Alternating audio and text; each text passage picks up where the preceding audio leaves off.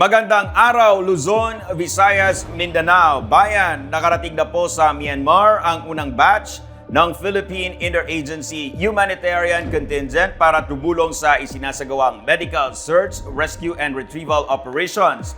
Kasunod ng magnitude 7.7 na lindol na pumilay sa bansa. Tumulak na rin kaninang umaga ang ikalawang batch ng contingent patungong Myanmar. Ayon sa pamahalaan, higit ngayong kailangan ng pag-agapay at damayan ng bawat bansa sa panahon ng kalamidad. At mapapalakas din ang relasyon ng mga bansa sa rehiyon. Higit sa lahat, ang aral at kasanayang matututunan ng mga Pinoy rescuer dito ay malaking ambag din sa paghahanda ng Pilipinas sa The Big One. Ang Civil Defense in Action sa report na ito. 右边偏的，回来，左边，站住！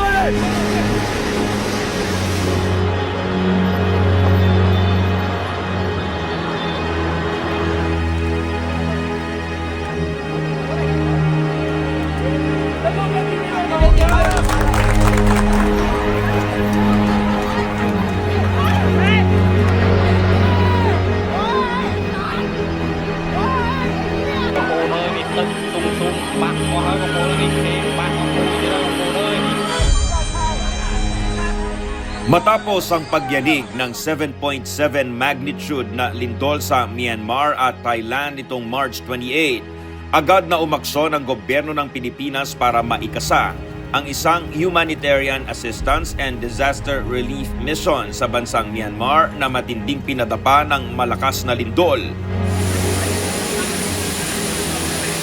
Pinag-utos kaagad ni Pangulong Bongbong Marcos na tumugon tayo dun sa ating kasunduan at tinuturing nating obligasyon na makiisa dun sa ating mga kasamahan sa ASEAN. Ito ay consistent dun sa sinasabi nating one ASEAN, one response na pakikipagkaibigan natin sa mga kapitbahay nating bansa.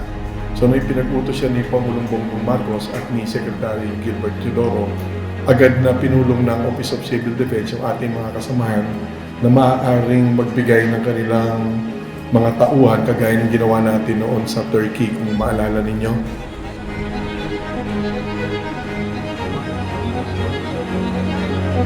Agad inorganisa ng Office of Civil Defense ang Philippine Interagency Humanitarian Contingent na binubuo ng 70 miyembro mula sa Philippine Army, Philippine Air Force, Bureau of Fire Protection, Metropolitan Manila Development Authority, Department of Health, Office of Civil Defense at pribadong sektor mula Apex Mining Corporation at Energy Development Corporation sa koordinasyon ng Department of Environment and Natural Resources. Ang pangunahing mission natin dyan ay makatulong doon sa paghahanap ng maaaring mga survivor spot doon sa mga naguhuan o nabagsakan ng mga struktura doon sa malakas na 7.7 magnitude earthquake ng Myanmar at makapagbigay din tayo ng medical assistance doon sa mga tinamaan ng naging biktima ng malakas na lindol na yan. Ang Office of Civil Defense nandyan din upang tulungan natin sila mabuo yung tinatawag na tactical command and control doon sa area, yung ating communications and logistics, nandiyan din ang Office of Civil Defense. Ganyan din yung ginawa natin dati sa Turkey. So uulitin lang natin ngayon upang muli ipakita natin yung ating pakikipagkaibigan o solidarity dun sa ating mga kasamahan sa Myanmar. Ganyan naman po, pag dumating ang araw na sana'y huwag mangyari naman, pag kinailangan din yan ng bansa natin, nandiyan din sila.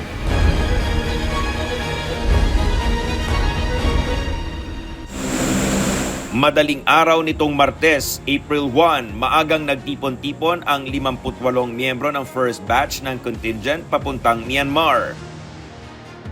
Tulong-tulong sa pagkakarga ng medical and rescue equipment sa dalawang C-130 aircraft ng Philippine Air Force. Ngayon, doon sa mga detalye naman, doon sa kalagayan ng ating mga hinahanap pang mga kababayan, ngayong kaninang umaga, 4 yung hinahanap natin.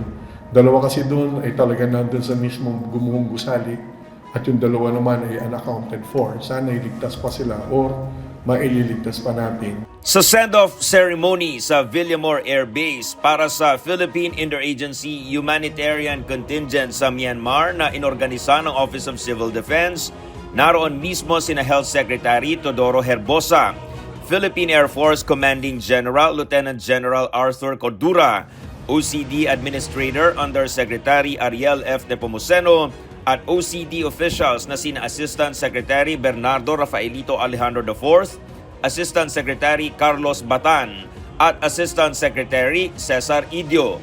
Nag-alay ng dasal at binasbasa ng holy water ang mga miyembro ng Philippine contingent para sa kaligtasan ng bawat isa at tagumpay ng kanilang misyon. Bless them with courage, strength, and protection as they risk their lives to save others in times of disaster. Lord, watch over them and bring them safely home after every mission. May they always be a sign of hope and compassion to those in need. Sa kanyang mensahe sa harapan ng contingent, kinilala ni Yusek Nepomuceno ang kagitingan at kabayanihan ng mga sasabak sa napakahalagang misyon sa Myanmar.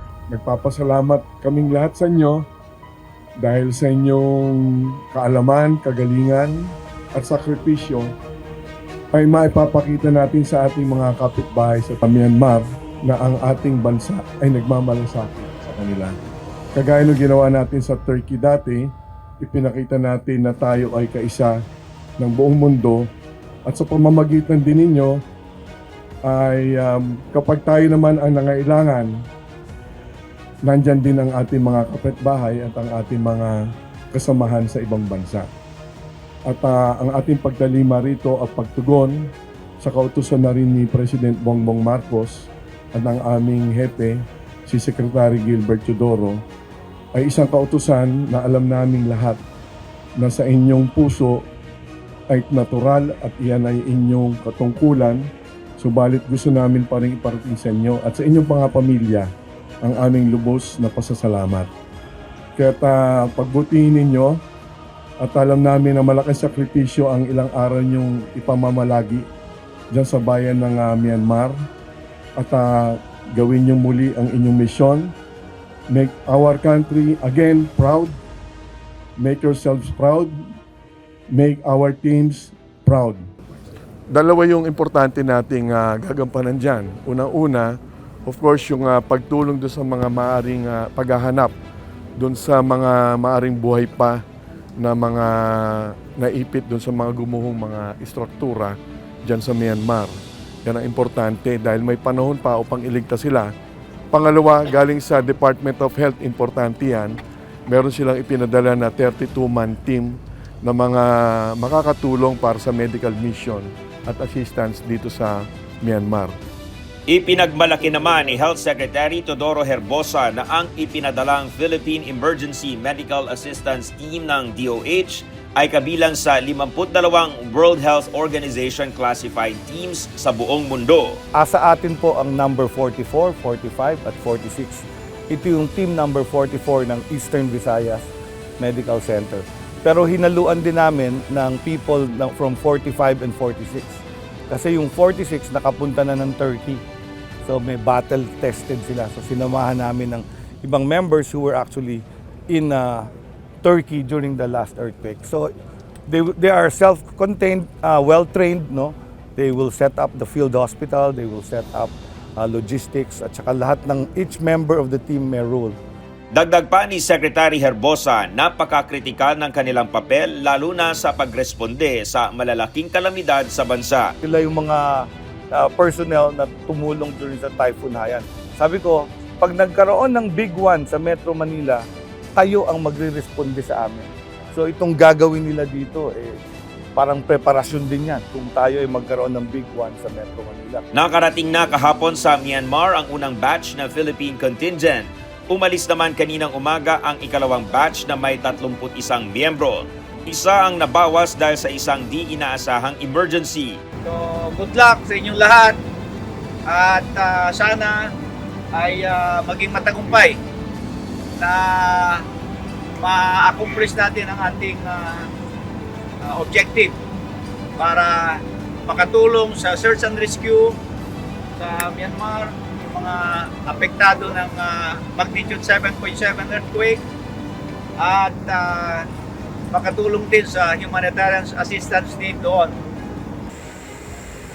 Sa pinakahuling bilang, 89 ang miyembro ng Philippine Interagency Humanitarian Contingent na sasabak sa kritikal na misyon sa Myanmar sa loob ng 2 linggo.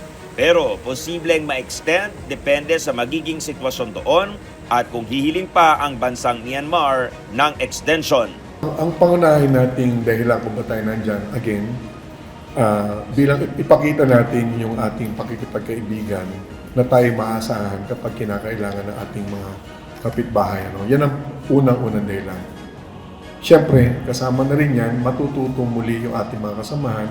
Nagagamit nila yung kanilang mga natutunan in terms of skills, rescue skills, coordination skills, incident management. Kasama na rin po yan na ibabalik po nila. Kumbaga, magiging veterano po sila doon sa pagliligtas doon sa mga ganitong insidente na mayroong mga gumuhong gusali. Importante yan. At yung mga karanasan na yan, maibabahagi nila dito sa mga kasamahan natin pagbalik naman sa Pilipinas.